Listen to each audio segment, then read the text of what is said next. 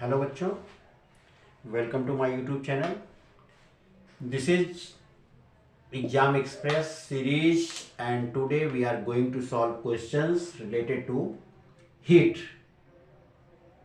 तो चलिए शुरू करते हैं। Here is question number 1। How much heat energy is required to melt 6 kg of ice? Means how much heat energy is required to melt 6 kg of ice? तो 6 kg हमारे पास ice का cube है, इसको मेल्ट करने के लिए कितनी heat energy required होगी ये हमको यहां से कैलकुलेट करना है।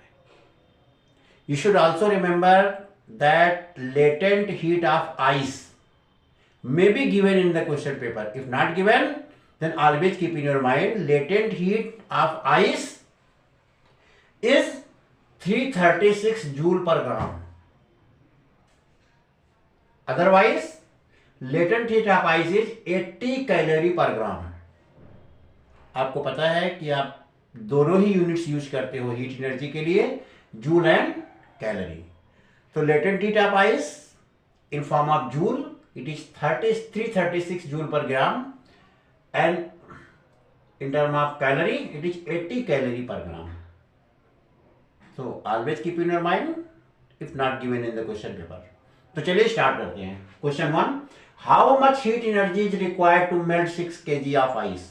You know when change in state, because ice will be converted into water, means here is change in state. तो जब भी किसी क्वेश्चन में स्टेट चेंज होता है मैटर का, तो आप हमेशा लेटेंट हीट का फार्मूला यूज करते हो। क्यों? क्योंकि यहां पर आइस जब मेल्ट हो रहा है तो कन्वर्ट हो रहा है वाटर में। तो चलिए पहले क्वेश्चन को सॉल्व करते हैं, और very simple formula Q is equal to ml, because here is change in state. तो use latent heat formula Q is equal to ml. So what is given? Here M is equal to 6 kg. So 6 kg. And now check. Latent heat of ice is given 336 joule per gram, not in kilogram. So we have two options. Converted gram into kilogram, otherwise kilogram into gram. तो हम लोग बड़े को छोटा कर देते हैं, 6 kg को कन्वर्ट करते हैं ग्राम में। Means 6 into 10 power 3, it is converted into gram. And what is the latent heat? 336 joule per gram.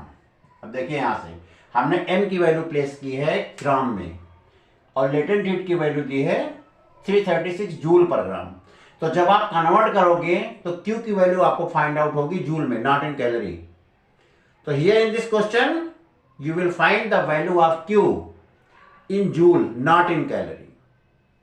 So how to solve? Q equals ml 6 into 10 power 3 multiplied by 336. And how to get the unit?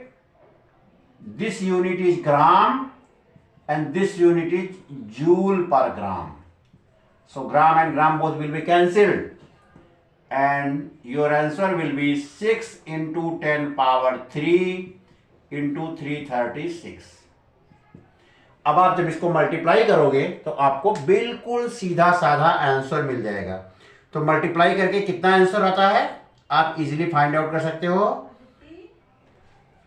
Multiply करो, it is 2016। Multiply this, 6 6 जा 36, 6 जा 18, 321 and 6 3 जा 18 and 220 multiplied by 10 power 3. This energy in joule.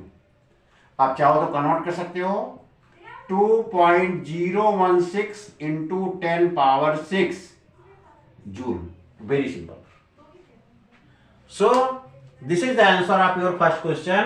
How much heat energy is required to melt 6 kg of ice? So this is the answer of first question. चलिए note कर डालिए in 2 minutes, then we will start next question.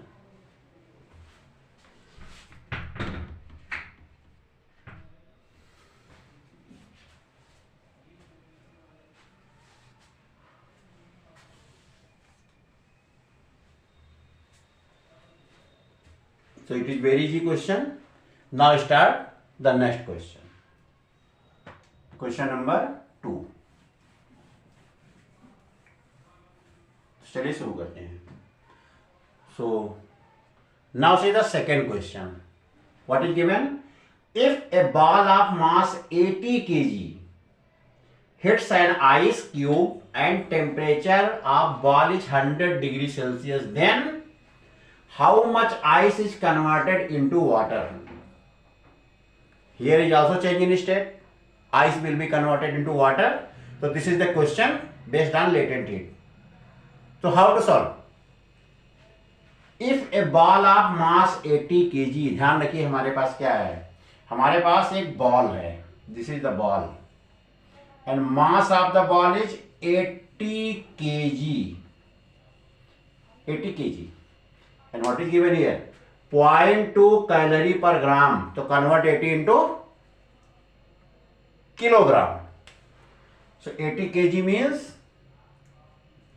80 into 10 power 3. It is converted into gram because this value of specific heat is given in gram. चलिए temperature कितना है ball का? Temperature of ball is 100 degree Celsius. और temperature of ice कितना है? Temperature of ice का temperature होता है 0 degree Celsius. So after that specific heat of the ball means S means 0.2 and here is calorie per gram, not the joule. तो यहां पर यह वैल्यू कैलोरी में दी है ना कि जूल में दी गई है. So always keep in your mind.